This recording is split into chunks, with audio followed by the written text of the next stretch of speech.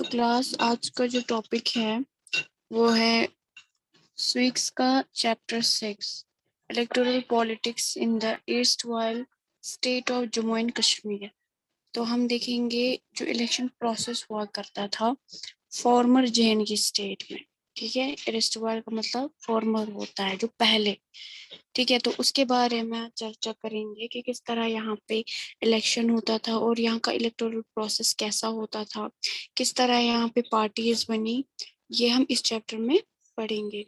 तो कॉम्प्रिहेंसिव मेरे वे पूरा हम ये सिनेरियो समझेंगे कि इंडिपेंडेंस से पहले जम्मू एंड कश्मीर जो था वो कैसे थे और कैसे जो ट्रांस थे यहाँ पे इलेक्टोरल ट्रांस या इलेक्शन जो होते थे वो किस तरह हुआ करते थे। तो आपको पता है कि इलेक्टोरल प्रोसेस जो है, जो इलेक्शन का प्रोसेस है, वो मॉडर्न पॉलिटिकल सोसाइटी की लाइफ लाइन है। यानी कि विदाउट इलेक्टोरल प्रोसेस हम लोग डेमोक्रेसी गेन नहीं कर सकते, या आपको अच्छी तरह पता होगी। ठीक है, तो मॉडर्न मतलब मॉडर्न एरा में डेमोक्रेसी जो है उसकी जो स्ट्रेंथ बढ़ती जाती है, वो जो वहां से इंस्पिरेशन लेते हैं वो इलेक्टोरल प्रोसेस से ही पॉसिबल रहता है। यानी कि हमारी जो डेमोक्रेसी है वो तब तक सक्सेसफुल है जब तक यहाँ पे इलेक्टोरल प्रोसेसेस अच्छे से होंगे, फुली एंड फेयर।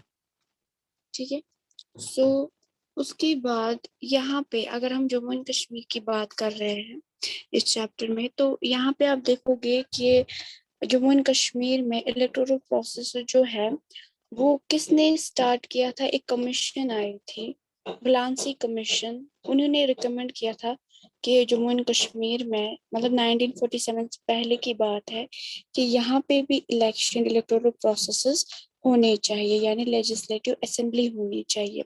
क्योंकि आपको पता ही था कि यहाँ पे पहले डोगरा राज था। ठीक है, तो महाराजा हरी सिंह यहाँ के लास्ट किंग रहे हैं। तो उसके बाद इनके जो बेटे थे महाराजा युवराज सिंह, तो वो लास्ट किंग नहीं, मतलब वो लास्ट किंग नहीं माने गए, वो माने गए हेड ऑफ कॉन्स्टिट्यूशन। क्योंकि यहाँ पे तब कॉन्स्टिट्यूशन बन चुका था, तो उनको यहाँ पे एज ए किंग नहीं रखा गया, as a head of constitution रखा गया। ठीक है, तो हुआ ये कि महाराजा हरी सिंह के दौर में अडेप्ट की गई लेजिस्लेटिव असेंबली, और तब इसका नाम रखा था प्रजा सभा। यानी जो प्रजा है उसकी सभा, लोगों की सभा। ठीक है, उसमें क्या होता था, 75 मेंबर्स होते थे। क्या होते थे, 75 मेंबर्स होते थे। अगर बात की जाए कि इस तरह की लेजिस्लेटिव असेंबली जो है वो 1934 में भी बनाई गई, लेकिन उसमें खाली 33 मेंबर्स हुआ करते थे। ठीक है, लेकिन जो महाराजा हरि सिंह के बाद जो ये असेंबली बनाई गई, ठीक है, इसमें कितने थे, 75 मेंबर्स। तो जो पहले असेंबली बनाई गई उसमें से 21 सीट्स जो थी वो मुसलमानों के लिए, मतलब खाली उसमें मुस्लिम रिप्रेजेंट कर सकते थे।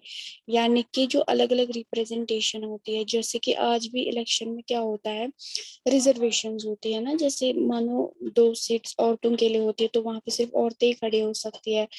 10 seats schedule caste schedule tribe के लिए होती है तो वहां पे सिर्फ वही खाली इलेक्शन कर सकते हैं, मतलब उनके लिए वो सीट्स रिजर्व्ड होती है। तो वैसे ही रिजर्व्ड थी 21 सीट्स मुस्लिम्स के लिए, एंड उसके बाद 10 सीट्स हिंदूज के लिए, 2 सिख्स के लिए। ठीक है, उसके बाद हुआ ये कि ये जो महाराजा थे, जब इन्होंने ये लेजिस्लेटिव असेंबली बनाई तो इन्होंने भी इसी तरह का रिप्रेजेंटेशन सेम रखा। 21 सीट मुसलमानों के लिए, 10 सीट्स हिंदू के लिए, 2 सिख्स के लिए, 30 सीट्स उसमें स्पेशल नॉमिनेशन थे। स्पेशल नॉमिनेशन का मतलब जिनका इलेक्शन वोटों के जरिए नहीं होता है उनको नॉमिनेट किया जाता है। ठीक है, जैसे कि आज 12 मेंबर्स होते हैं, मतलब सेंटर गवर्नमेंट में जो 12 मेंबर्स रहते हैं वो उनको कौन मतलब पार्लियामेंट में ये चुनता है, प्रेसिडेंट। आपने देखा ना, प्रेसिडेंट उनको चुनता है, नॉमिनेट करता है उनको। उनके दरमियान इलेक्शन नहीं होता है, तो वैसे ही इनके दरमियान इलेक्शन नहीं था, तो ये स्पेशल नॉमिनेशन थे। सो उसके बाद ये जो इलेक्शन प्रोसेसेस हैं ये आगे बढ़ते गए। मतलब जो मुस्लिम कॉन्फ्रेंस थी ठीक है, वो सबसे ज्यादा यहाँ पे पहली पार्टी बनी थी, मतलब जम्मू एंड कश्मीर में जो लोगों को रिप्रेजेंट कर रही थी, तो वो बनी थी 4 जून 1932 में। ठीक है, तो इस पार्टी ने डिमांड की वाइडर फ्रेंचाइज की, यानी कि इस पार्टी ने डिमांड की कि हमारा जो वोटिंग का होगा वो पूरा वाइड में, मतलब हम किसी एक तबके में वोटिंग नहीं करेंगे, पूरे जम्मू एंड कश्मीर में वोटिंग होनी चाहिए। ठीक है, सो क्योंकि पब्लिक की भी डिमांड थी कि हमें रिप्रेजेंटेशन अच्छी होनी चाहिए, और ये जो गवर्नमेंट है वो अकाउंटेबल होनी चाहिए। अकाउंटेबल का मतलब जहाँ पे एक्सेस हो, ठीक है, जो गवर्नमेंट है वो पहुंचना चाहिए लोगों तक, समझ आया? तो यहाँ पे यही मसला था कि जो गवर्नमेंट थे वो लोगों तक नहीं पहुंच रहा था, इसीलिए लोगों ने डिमांड की वाइडर फ्रेंचाइज की कि हर तबके से वोटिंग होनी चाहिए, और जो गवर्नमेंट उसके बाद बनेगी वो बिल्कुल अकाउंटेबल होनी चाहिए और रिस्पॉन्सिबल होनी चाहिए। ठीक है, ताकि जो लेजिस्लेटिव असेंबली है वो अच्छे से खड़ा हो सके। इस एजेंडा के चलते क्या हुआ कि जो मुस्लिम कॉन्फ्रेंस है उन्होंने अब ज्यादा मतलब महाराजा को, या तब जो गवर्नमेंट थी वो महाराजा की थी, तो उन्होंने ज्यादा प्रवोक किया उनको कि हमें वाइडर रिप्रेजेंटेशन चाहिए। तो इस हिसाब से मुस्लिम कॉन्फ्रेंस जो थी वो काफी गेन, मतलब काफी पॉपुलर हुई लोगों के दरमियान। ठीक है, और 4 साल के बाद लेजिस्लेटिव असेंबली में 4 साल के बाद गुजारने के बाद मुस्लिम कॉन्फ्रेंस बहुत ही ज्यादा पॉपुलर हो चुकी थी। एंड उसके बाद जो 1937 का इलेक्शन हुआ, दिसंबर में 31 दिसंबर 1937 में जो इलेक्शन हुआ, उसमें से जो 19 सीट्स थी, तो आउट ऑफ 21, ठीक है, 21 थी ना मुस्लिम्स के लिए, तो 21 में से 19 सीट्स सिर्फ मुस्लिम कॉन्फ्रेंस को मिली, क्योंकि वो काफी मशहूर हो गए थे, काफी उन्होंने गेन की थी पॉपुलैरिटी। ठीक है, उसके बाद 27 मार्च को 1938, ये डेट्स आपको अच्छे से याद रखनी है। ठीक है, 27 मार्च 1938 को क्या होता है कि मुस्लिम कॉन्फ्रेंस जो है वो अपना नाम चेंज करते हैं नेशनल कॉन्फ्रेंस। तो आपको पता है आज भी ये पार्टी है एनसी। ठीक है, तो इन्हीं की ये मतलब थोड़ी बहुत हिस्ट्री आपको जाननी थी कि कहाँ से कहाँ ये लोग पहुंचे। तो नेशनल कॉन्फ्रेंस का प्रीवियस नाम क्या था? मुस्लिम कॉन्फ्रेंस। ठीक है, और मुस्लिम कॉन्फ्रेंस से नेशनल कॉन्फ्रेंस नाम चेंज करने का मतलब बेसिकली यहाँ पे क्या था? बेसिकली यहाँ पे मतलब मोटिव था कि हम अब सिर्फ हम जो कॉन्फ्रेंस है वो सिर्फ मुसलमानों के लिए नहीं है, बल्कि पूरे नेशन वाइड के लिए।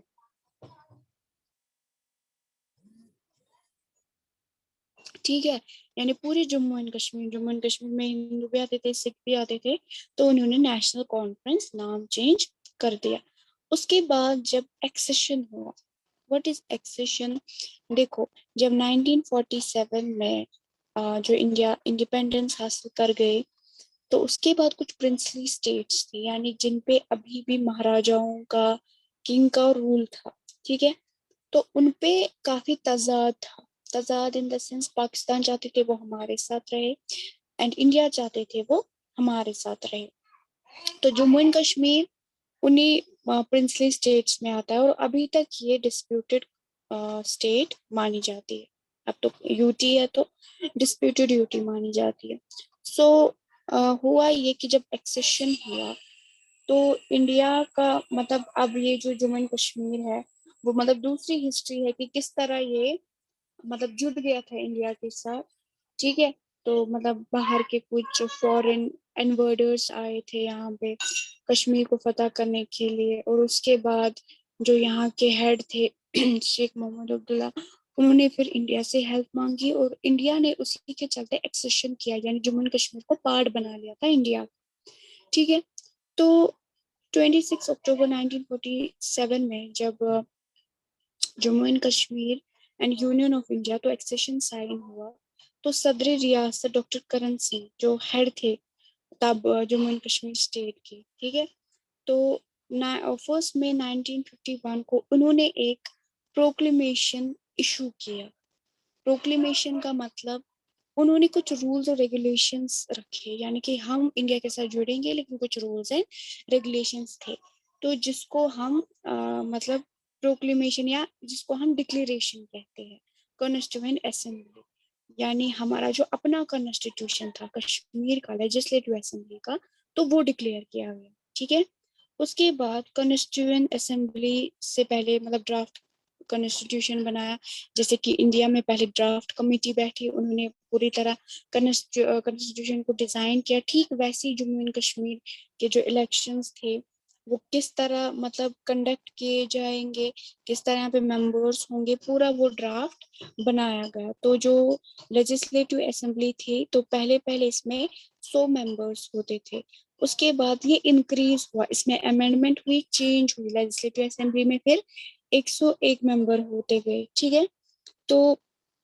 वो अमेंडमेंट किसके थ्रू हुई, Jammu and Kashmir act of 1988 act के तहत। ठीक है, और ये 20th अमेंडमेंट था, यानी इससे पहले 19 स्टेप्स, ठीक है, 19 अमेंडमेंट्स हो चुके थे, चेंज हो चुके थे, ये 20th अमेंडमेंट चेंज था।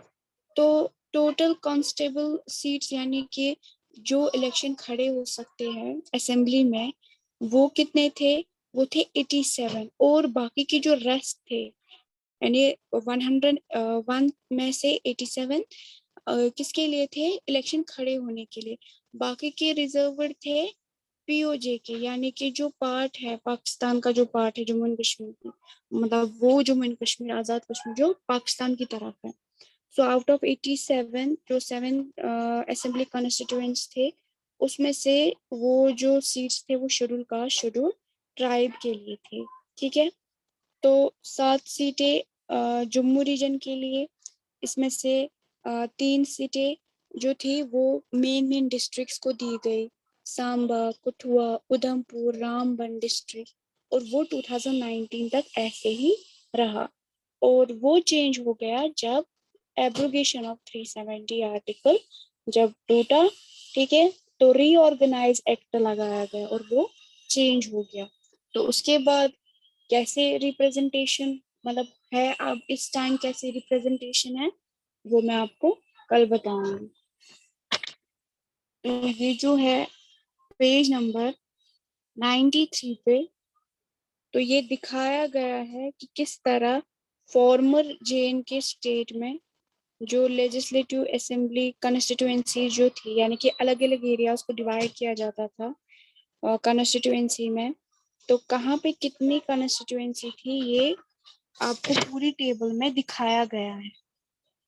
ठीक है, जैसे बटमालो भी है, हबा कदल, अमीरा कदल, सनवार, बटमालो, चौडोरा, चार शरीफ, तो इनको नंबर दिया गया है कि कौन सा मतलब किस नंबर पे आता था। Sopore 38 constituency, Bandipora 40 constituency.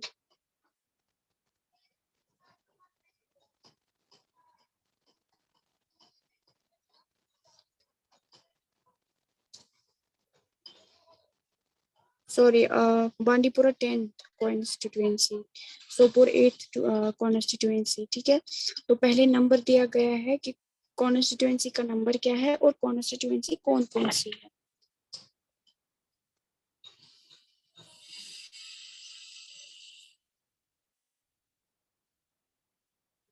श्रीनगर में जैसे कि हजरत बल, गम, जडीबल, ईदगाह, खानियार, हबकदल, अमीरा कदल, सोनवार, बटमालो, ये वाले कॉन्स्टिट्यूएंसीज है, यानी कि पूरे श्रीनगर को इतनी कॉन्स्टिट्यूएंसी में डिवाइड किया गया था।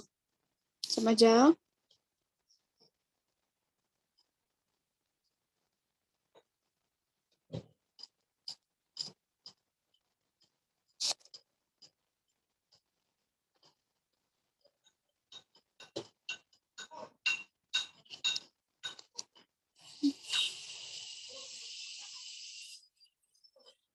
तो ये जो फैक्ट है, इम्पोर्टेंट फैक्ट्स, पेज नंबर 92 में, कि इम्पोर्टेंट फैक्ट्स क्या थे। 1934 के इलेक्शन में जो वोटिंग है वो डिस्ट्रिक्ट मतलब विलेज में नहीं होती थी। ठीक है, या डिस्ट्रिक्ट हेडमैन्स होते थे, प्रीस्टेस होते थे, मैनेजर्स होते थे, ठीक है, जिनकी रिलीजियस प्रॉपर्टीज होती थी, या कोई टाइटल होल्डर्स होते थे, यानी जिनको कोई टाइटल दिया गया था गवर्नमेंट के थ्रू, या कोई मेडिकल प्रैक्टिशनर्स जैसे डॉक्टर वगैरह, पेंशन ऑफिसर्स। तो इनमें मतलब रिस्ट्रिक्टेड थे, यानी ये इलेक्शन में खड़े नहीं हो सकते थे, ठीक है। इलेक्शन में वो खड़े हो सकते थे जो मिडिल पास हो, ठीक है। एंड जनरल में वुमेन को उतनी रिप्रेजेंटेशन नहीं मिलती थी। एंड पूरे जम्मू एंड कश्मीर में 10% पॉपुलेशन जो है वो एडल्ट थी, यानी कि एडल्ट में खाली क्या होते थे, इलेक्शन होते थे। उसमें से भी ये लोगों को क्या किया था, रेस्ट्रिक्ट किया था। इसमें से विलेज हेडमैन आता है, डिस्ट्रिक्ट हेडमैन आते हैं। तो यहाँ पे मुस्लिम कॉन्फ्रेंस ने तभी जाके डिमांड की थी कि वाइड मतलब वाइडर फ्रेंचाइज होनी चाहिए, यानी सबको मौका मिलना चाहिए इलेक्शन में खड़ा होने के लिए। समझ आया?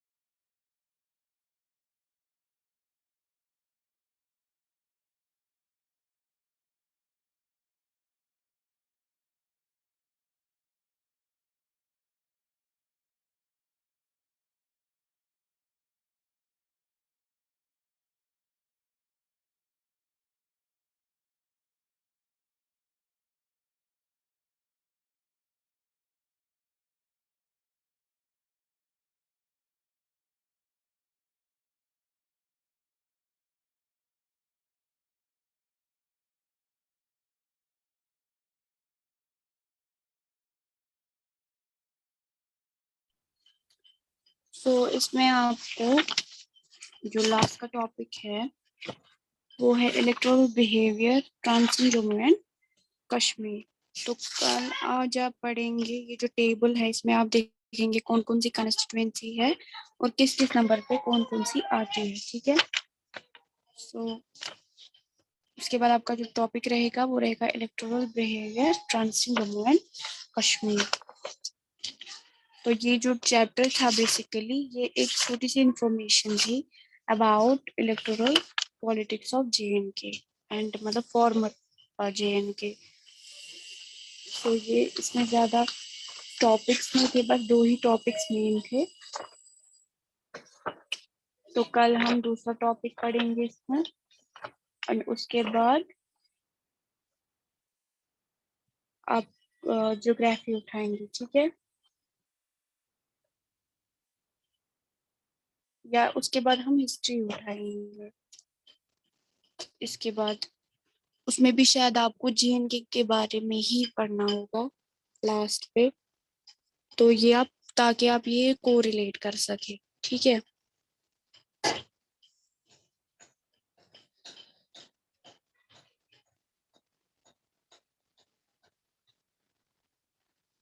आपकी अटेंडेंस हो गई, आप लीव कर सकते हैं।